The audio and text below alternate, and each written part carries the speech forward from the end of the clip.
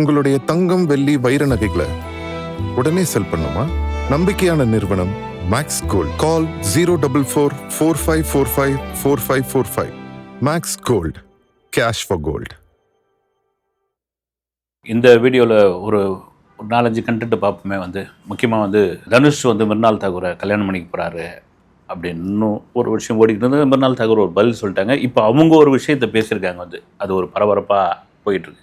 இன்னொரு பக்கம் டிபிகேவில் திடீர்னு நிறைய நடிகர்லாம் இணையிறாங்கப்பா. ஏன்பா எலெக்ஷனுக்கு இன்னும் ஒரு 5 நாள் தான் இருக்குது, இதுக்கப்புறம் நடிகர்கள் இணைந்து என்ன பண்ணுறது அப்படின்னா அதுக்கு ஒரு காரணம் ஒன்று சொல்லியிருக்காங்க.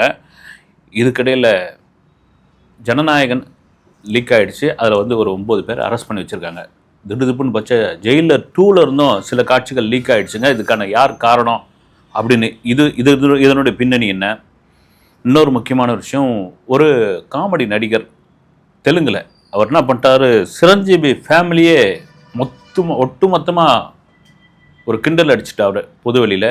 அதுக்கு அவங்க எப்படி ரியாக்ட் பண்ணியிருக்காங்க அப்படின்னு மிரண்டு போயிட்டாப்புல அந்த காமெடி நடிகர். அதை தாண்டி தமன்னா பாண்டிச்சேரியில் பண்ண ஒரு வேலை, 1 கோடி ரூபா வேலை ஒன்று. அது என்ன, அதனுடைய பின்னணின்னா தமன்னாவுக்கு ஒரு சரியான மூக்குடைப்பு ஒரு விவகாரத்தை பண்ணியிருக்காங்க. அப்புறமா விக்னேஷ் சிவனுங்க, அதுவும் இந்த எல்ஐகே படம் ரிலீஸுக்கு முன்னாடி கூட அந்த அளவுக்கு அவர் பேசலை. ரிலீஸுக்கு அப்புறம் ஒரே விக்னேஷ் சிவன் கண்டென்ட்டாக வந்து விழுது. அதில் ஒரு முக்கியமான ஒரு கண்டென்ட் ஒன்று பேசியிருக்காரு. எல்லாரும் அதை படிச்சுக்கிட்டு குய்யோ முறையோன்னு ஒரு நாளைக்கா அப்படின்றாங்க. சரி, ஓகே, வாங்க இந்த வீடியோவில் ஒட்டுமொத்தமாக என்ன அப்படின்ட்டு நம்ம பார்ப்போம். மிர்னால் தாகூர் சில மாதங்களுக்கு முன்னாடி இல்லது சில நாட்களுக்கு முன்னாடி நிறைய பரபரப்பாக பேசின விஷயம் என்னென்னா, இப்போ இவங்கள தான் தனுஷ் 2வது திருமணம் பண்ணிக்க போகிறாரு. நீங்கள் பாருங்கள், மிர்னால் தாகூர் சம்மந்தப்பட்ட விழாக்கள்லாம் தனுஷ் ஆஜராகிடுவார். அவங்க சம்மந்தப்பட்ட ஒரு ப்ரிவியூ ஷோ போட்டாலும் சரி, பர்த்டேனாலும் சரி, இவங்க 2 பேரும் டேட்டிங்கில் இருக்காங்க அப்படின்போது மிர்னால் தாகூர், எப்பா எனக்கு டேட்டிங் அதுக்கு டைமே கிடையாது, அந்த அளவுக்கு நான் பரபரப்பாக நடிச்சிக்கிட்டு இருக்கேன், இதெல்லாம் வெறும் வதந்தி, இதுக்கெல்லாம் ஒரு முற்றுப்புள்ளி வைங்க. தனுஷும் பார்த்தீங்கன்னா ஒரு பக்கம் பரபரப்பாக நடிச்சிட்டு இருக்காரு. ஏன் நீங்கள் இதில் முடிச்சு போட்டு அமக்கலம் பண்ணிக்கிட்டு இருக்கீங்க, பாலிவுட்டுங்க கோலிவுட்டுக்கோ, அவங்க லைனில் இருக்க போங்கயா அப்படின்ட்டு அதோட அந்த விஷயம் நீர்த்து போயிடுச்சு. இப்போ மிர்னால் தாகூர் என்ன பேசியிருக்காங்க அப்படின்னா, ஒரு விழாவுக்கு வந்திருக்காங்க. விழாவுக்கு வந்தவங்க அந்த விழாவை பற்றி பேசாமல் என்ன ஒரு பெரிய அளவில் ஸ்கேம் பண்ணாங்க ஒரு படத்தில் அப்படின்னா, என்னையா பெரிய அளவில் ஸ்கேம் பண்ணாங்க, அது என்ன விவகாரம்னா, சன் ஆஃப் சர்தார் 2 அப்படின்னு ஒரு படம் நடிச்சிருந்தாங்க மிர்னால் தாகூர். அஜய் தேவ்கன் தான் அதில் ஹீரோ. அதாவது அஜய் தேவ்கன் மனைவி பிரிஞ்சிருப்பார், மிர்னால் தாகூர் கணவரை பிரிஞ்சிருப்பாங்க. அப்போ இவங்களுக்கு ஒரு கணவராக ஒருத்தர் கல்யாணம் பண்ணிப்பாங்க. அது யாருன்னா சங்கி பாண்டே. அவர் பேர் சங்கி பாண்டே தாங்க. நீங்கள் நிஜமாக ஒரு சங்கின்னு நினச்சிடுங்க, தமிழில் தான் சங்கின்னு சொல்லியிருப்பா. ஒரு பிரபலமான நடிகர். அந்த கணவராக நடித்தவர். அப்போ அந்த படத்தில் நிறைய விமர்சனம்லாம் வந்தது. சங்கி பாண்டேவுக்கு ஜோடி கணவரும் கூட மிர்னால் தாகூர். இப்போ இந்த ஃபங்க்ஷன் என்ன பேசியிருக்காங்க, எனக்கு வேணும்னே 65 வயசு சங்கி பாண்டேவுக்கு, என்னை விட 30 வயசு அவர் அதிகமானவர், அந்த கேரக்டருக்கு வேணும்னே கொண்டு ஒரு வயசானவரை என் கூட நடிக்க வச்சு என்னுடைய இமேஜை டேமேஜ் ஆக்குனாங்க. இதெல்லாம் திட்டமிட்ட ஒரு விஷயம். சினிமாவில் இதெல்லாம் நடக்கும். ஒரு நடிகை இதெல்லாம் நம்ம கடந்து தான் வந்தாகணும், இதெல்லாம் தாண்டி தான் வந்தாகணும் அப்படின்னு பரபரப்பாக பேசுங்க. சங்கி பாண்டே ஒரு நல்ல நடிகர் வேறு கூட. இது பாலிவுட்டில் ஒரு பரபரப்பான பேச்சியாக இருக்குது. இன்னொன்று என்னென்னா, மிர்னால் தாகூர் இந்த படத்துக்கு ப்ரொமோஷனுக்காக இதெல்லாம் பேசியிருக்காங்க அப்படின்னு சொல்லியிருந்தாங்க. இல்லை, என் மனக்கும்பரில் தான் நான் கொட்டியிருக்கிறேன், நான் எதையுமே ஸ்ட்ரைட்டாக பேசிடுவேன், இந்த ப்ரொமோஷனுக்கு பேசுறது அப்புறம் விளம்பரத்துக்காக நிற்கிறது, இந்த வேலையெல்லாம் என்கிட்ட கிடையாது, இது திட்டமிட்ட ஒரு தாக்குதல் தான் அப்படின்னு சொல்லிட்டாங்க. இதில் போய் என்ன இருக்குதுங்க, அந்த காலத்தில் சொல்லுவாங்க எம்ஜிஆர் மீனவ நண்பன், அப்புறம் உழைக்கும் கரங்கள், இதயக்கனி, இந்த மாதிரி படங்கள்லாம் பார்த்தீங்கன்னா ரொம்ப வயசாகி போயிருப்பார். அவர் மேக்கப்லாம் போட்டு அப்படி தேத்தியிருப்பாங்க. ஆனாலும் அவர்களுடைய ஃபேன்ஸ் அவரை கொண்டாடிக்கிட்டு இருந்தாங்க. அப்போ என்ன சொல்லுவாரோ, அவர் கூட நடித்தவங்க லதா, அப்புறமா லட்சுமி, இவங்க மஞ்சுளா, இவங்ககிட்டலாம் என் கூட நடிக்க உங்களுக்கு விருப்பமா, ஏன்னா அவங்கள சின்ன வயசு, நடிக்க விருப்பமானு கேளுங்க, அதுக்கப்புறம் நம்ம வயசானவர் கூட நடிச்சிட்டோன்னு ஏதாவது ஒரு பத்திரிகையில் பேட்டி கட்டி கொடுத்து இந்த கதை மாதிரி தான், விருப்பம் இல்லைன்னா விட்டுருங்கன்னு. அட, எம்ஜிஆர் படத்தில் நடிக்கிறதுக்கு விருப்பமாவா, நாங்களாம் காத்துக்கிட்டு இருக்குங்கன்னு சொல்லி அப்படி அவங்க நடித்து அதற்கு நாள் புகழ் அடைந்தவர்கள் அவர்கள். இது தகவலுக்காக சொன்ன ஒரு விஷயம். Right, okay. டிவிகேவில் என்னப்பா நடிகர்லாம் இணையிறாங்க அப்படின்னு. நடிகர்லாம் ஒன்றும் இல்லை, டிவி சீரியல் நடிகர்கள். அதாவது பாண்டியன் ஸ்டோரில் நடித்த சாந்தினி, ஹேமா ராஜ்குமார் இவங்கெல்லாம் ஆல்ரெடி இணைஞ்சிட்டாங்க. இப்போ ஒரு முக்கியமான ஒருத்தர் திடீர்னு நம்ம புஷி ஆனந்தை பார்த்து, டி நகர் தொகுதியாக இருக்குன்னு நினைக்கிறேன் அவர், அந்த சீரியல் நடிகர், அவர் என்ன பண்ணியிருக்காரு, போய் ஒரு சால்வையை போட்டு அவரும் வந்து ஒரு டிவிக்கு துண்டை போட்டு நாங்கள் வந்து உங்கள் கட்சியில் இணைஞ்சிக்கிறேங்க அப்படின்னு. ஏன்னா அது டிவி சீரியல் நடிகர்லாம் தபன்னு இணைய ஆரம்பித்தாங்க. இப்போ அவர் யார் அவர் அப்படின்னா, அவர் சீரியல் நடிகரும் பிக் பாஸ் புகழுமான தினேஷ் கோபால்சாமி. இவர் யார் அப்படின்னு இன்னும் நல்லா தெரியணும் அப்படின்னா, ரச்சிதான்னு ஒரு நடிகர் இருக்கு பாருங்க, சீரியல் டிவி சீரியலில் மிக பிரபலம், ஒரு சூப்பரான ஒரு படம் கூட நடிச்சிருந்தாங்க, வந்து செம்ம படம். அது ஜேஎஸ்கே சதீஷ் டைரக்ட் பண்ணியிருந்தார். அந்த படம் பேர் டக்குன்னு ஞாபகத்து வரல, யாராவது இருந்தால் கமெண்ட்ஸில் சொல்லுங்கள். அவங்களுடைய முன்னாள் கணவர் இவர் என்ன பண்ணியிருக்காரு, போய் இணைஞ்சிருக்காரு. இதில் நிறைய விமர்சனமான ஒரு விஷயம் என்னென்னா, விஜய் கட்சியை ஆரம்பித்து தமிழ் சினிமாவில் உள்ள நடிகர்கள் நடிகைகள்லாம் யாருமே அவருக்கு ஆதரவு கொடுக்கல, யாருக்குமே அவர் சப்போர்ட் ஆகல, யாரும் கூட ஒரு உறுப்பினர் ஆகலை. ஆனவங்க பூரா யாருன்னா ஜாடி பாலாஜி, அவருடைய நண்பர் சஞ்சீவ், ஸ்ரீமன், இந்த மாதிரி ஆட்கள்லாம் எல்லாம் வந்து என்னென்னா இந்த சின்ன சின்ன ரோலில் நடிக்கிறவங்க, பெரிய ஆர்டிஸ்ட் யாருமே வரல. காரணம் என்னென்னா, திமுக அரசுக்கு பயந்துக்கிட்டு யாரும் வரல, ஆளுங்கட்சியை நம்ம பகைச்சிக்கூடாதுன்னு வரல அப்படின்லாம் சொல்லியிருந்தாங்க. விஜய் அதை விரும்பலன்னு தான் ஒரு உண்மையான ஒரு விஷயம். யாரும் வேணாங்க, இது வந்து ஒன்றும் வேணாம், இது வந்து விஜய் கட்சி, விஜய்க்கான இது, நீங்கள் உங்கள் வேலையை பாருங்கள். ஏன்னா எனக்கு சப்போர்ட் பண்ண வந்து, எனக்கு பிரச்சாரம் பண்ண வந்து, அது உங்கள் தொழிலுக்கு வந்து பாதிப்பாக மாறிவிட போகிறது. உங்கள் நடிக்கிற வேலையை நீங்கள் பார்த்துக்கிட்டே போங்க, அதனால் ஒன்றும் இல்லை அப்படின்னு. சரி, இந்த 4 நாள் 5 நாள் தான் இதுக்குள்ளே இவங்க வந்து என்னென்னா, வரட்டமே வந்து ஒரு 10 இடத்துல பிரச்சாரம் பண்ணட்டுமே, 10 இடத்துல வாக்கு சேகரிக்கட்டுமே, 10 இடத்துல ஆதரவு தெரிவிக்கட்டுமே, அது கூட ஓட்டா மாறும் இல்லை, நல்ல விஷயம்தான் அது வந்து. இன்னொரு பக்கம் இப்போ ஜனநாயகன் படத்தினுடைய மொத்த படத்தையும் உள்ளே இறக்கிட்டாங்கன்னு போன வீடியோவில் கூட பேசியிருந்தோம். மொத்தத்தையும் இறக்கிட்டாங்கப்பா. அதில் ஒரு 9 பேரை அரெஸ்ட் பண்ணியிருக்கிறோம். இதுக்கான காரணம் என்ன, அது பக்கம் விசாரிச்சுக்கிட்டே இருக்கும்பொழுது இது எங்கே லீக் ஆச்சு, ஏதாச்சு, எங்கேருந்து இந்த கண்டென்ட் போச்சு, விசாரணைக்குள்ளே வந்துடும். ஓகே, இதுக்கிடையில் ஜெயிலர் 2லேருந்து சில காட்சிகள் வெளியே வந்துடுச்சு அப்படின்னு குய்யோ முறை நேற்றுலாம் ஒரே பரபரப்பாகி போச்சு. வந்து என்னது ஜெயிலர் 2ல் இருந்தா, அது எப்படி ஜெயிலர் 2 இன்னும் ஷூட்டிங்கே முடியலையேப்பா அப்படின்னு.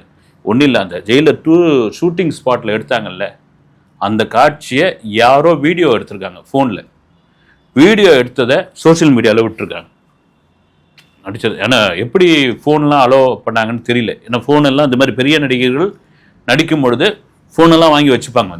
அதுவும் ஜெயிலர் 2 வந்து எங்கேயும் பப்ளிக்கில் எடுக்கலை, ஒரு அரங்கத்துக்குள் இல்லை பப்ளிக் இல்லாத உள்ள அனுமதிக்காத இடத்துல தான் எடுத்திருக்காங்க. அப்போ அந்த டீம்லேருந்து யார் வந்து அந்த செல்ஃபோனை யூஸ் பண்ணுது, இந்த காட்சியை யார் எடுத்தாங்க, இப்போ ஜனநாயகன் பரபரப்பில் யார் உள்ளே விட்டுருக்காங்க அப்படின்னு ஒரு விசாரணை நடந்துகிட்டு இருக்கு. அதே வேளையில் அந்த படக்குழு அவங்க ஒரு வேண்டுகோள் வச்சுருக்காங்க, தயவு செய்து வந்து சோஷியல் மீடியாவிலையோ உங்களுடைய வேறு எந்த தளத்துலையும் இது வந்து பரப்பாதீங்க, பரப்புனீங்கன்னா உங்கள் அக்கௌண்ட் வந்து காலி செய்யப்படும் அப்படின்னு சொல்லியிருக்காங்க. இதில் இன்னொரு விஷயம் என்ன போயிட்டுருக்குன்னா, எங்கள் ஜனநாயகன் பரபரப்பு இப்போ இந்த லீக் ஆனது, அப்புறமா படம் வெளியே வந்தது, இந்த பரபரப்புக்கு இடையில் ஜெயிலர் 2 அது மாதிரி விட்டு இவங்க வந்து ஒரு பப்ளிசிட்டி தேடிக்கிறீங்களா, ஒரு பரபரப்பை உண்டாக்குறாங்களா அப்படின்னா இதெல்லாம் ரொம்ப அபத்தமான ஒரு விஷயம். ஜெயிலர் 2 ரிலீஸ் எப்படின்னு பார்த்தாலும் ஆகஸ்ட், ஜூலை இல்லை ஆகஸ்ட்டில் தான். இப்பயும் அவங்க ப்ரொமோஷன் ஆரம்பிக்கணும், இப்பயும் அவங்க பரபரப்பு உண்டாக்கணும். இது யாரோ ரஜினிக்கும் விஜய்க்குமான ஆகாதவர்கள் செய்கிற ஒரு சிண்டு முடிகிற வேலை வந்து.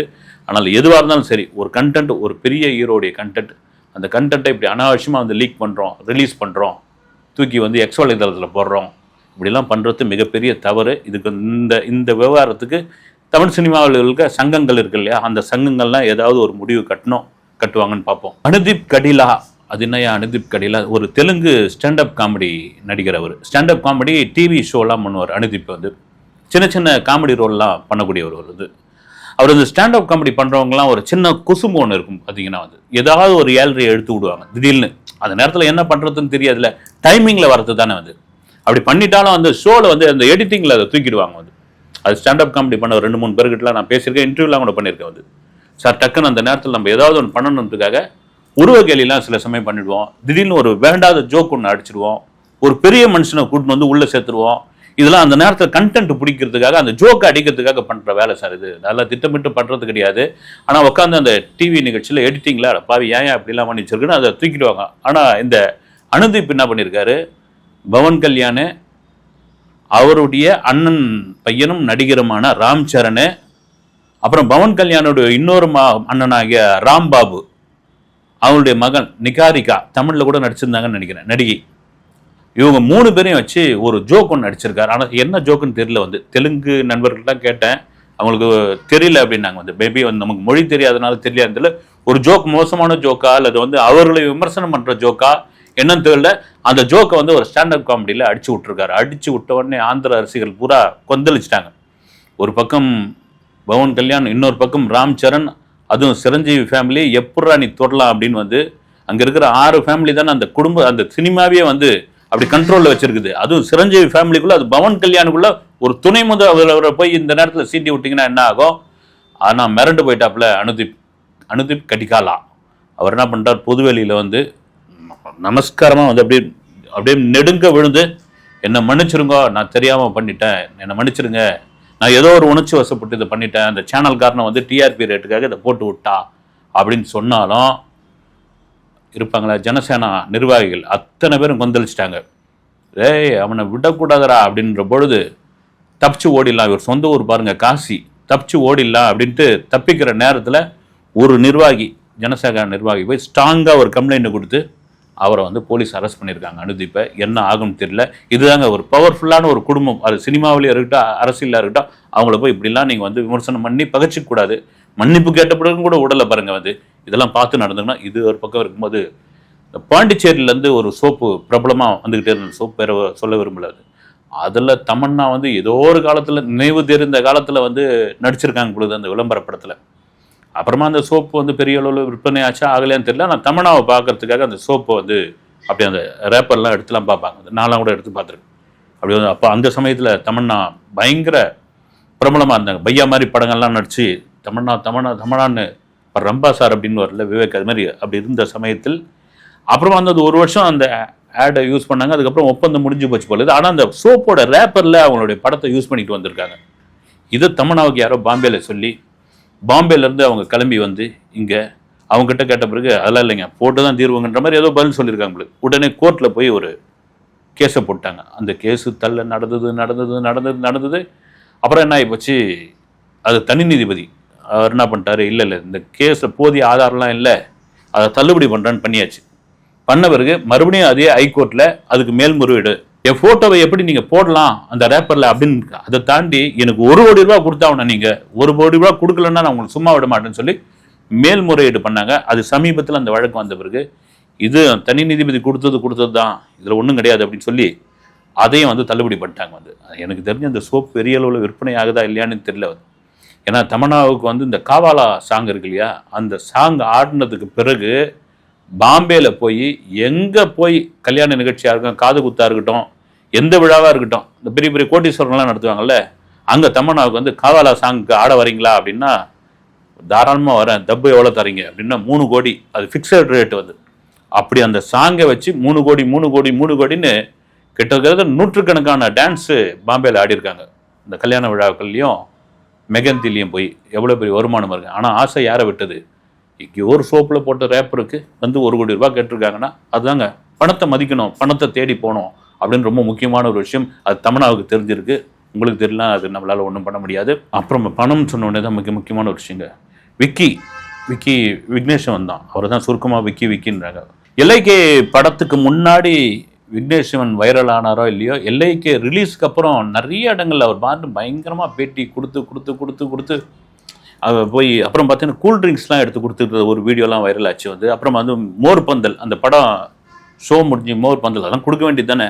ஆனால் நிறைய பேசுனதெல்லாம் வைரல். சார் ஒரு முக்கியமான ஒரு விஷயம் என்ன பேசியிருக்காருன்னா, அவருடைய டார்கெட் வந்து ஒரு 319 கோடி சம்பாரிச்சணுமா. அந்த 319 கோடி எடுத்து மாதிரி ஒரு பேங்க்கில் போட்டணுமா, 7% வட்டி, நியாயமான வட்டி தான் போட்டுட்டு, அவருக்கு வந்து வருஷத்துக்கு இவ்வளோ வரணும், மாதத்துக்கு இவ்வளோ வரணும், அதெல்லாம் எனக்கு சரியாக கணக்கு வரல, ஒரு நாளைக்கு அவருக்கு 30 லட்ச ரூபா வரணுமா. ஒரு நாளைக்கு 30 லட்ச ரூபா. நிறைய பேர் வந்து நெட்டிசன்கள் நிறைய பேர்லாம் வந்து 30 லட்ச ரூபாய்க்கு என்னங்க செலவு இருக்குது அப்படின்னு. எங்கள் நயன்தாரா வீட்டுக்காரரு உயிர் உலகோட அப்பா எப்படி வந்து 30 லட்ச ரூபா ஒரு நாளைக்கு செலவு இல்லைன்னா என்ன அப்படின்னு. அதாவது நம்மளாம் ஆசைப்படுறோம்ல, எவ்வளோ சில்லறத்தனமான ஆசை வந்து ரொம்ப நிறைய பேருக்கு ரொம்ப சில்லறத்தனமான ஆசை. யாராவது கேட்டிங்கன்னா சாதாரணமாக கேட்டோம்னா மாதத்துக்கு என்ன சம்பளம் வாங்கணும்னு ஆசைப்படுறீங்க அப்படின்னா ஒரு 40,000 ரூபா இருந்தால் பிடுங்க, குடும்பத்தை அப்படி தள்ளி போயிடுவேன். இதுதாங்க மிடில் கிளாஸோட, அதுவும் லோ மிடில் கிளாஸோடைய மைண்டே அப்படி தான் வந்து 40,000 ரூபா இருந்தால் போதுங்க, நான் அப்படியே சமாளிச்சுன்னு போயிட்டேன்.